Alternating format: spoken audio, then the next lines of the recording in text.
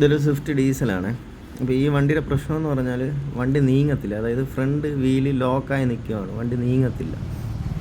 ഇങ്ങനെ വണ്ടി ലിഫ്റ്റ് ചെയ്ത് നോക്കുമ്പം ആക്സിലിൻ്റെ ഈ നെട്ട് മുറുക്കുന്ന ഭാഗവും കാണുന്നില്ല, ആക്സിലിൻ്റെ നെട്ടും കാണുന്നില്ല. പൊക്കി നിർത്തുമ്പോൾ ഉള്ള ടയറിൻ്റെ ഷേക്കാട്ടോ, ഈ ഒരു രീതിയിലാണ് ടയർ ഷേക്കാവുന്നത്. തെറിച്ച് പോകാത്തത് ജന്മ സുഹൃത്ത്.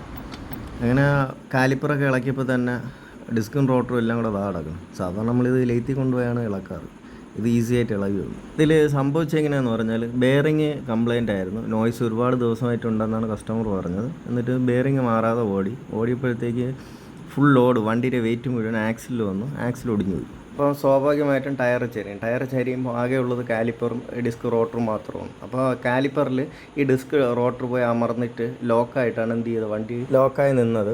ഇനി നമുക്കിതിൻ്റെ ബെയറിങ്ങും ആക്സിലും എല്ലാം മാറണം.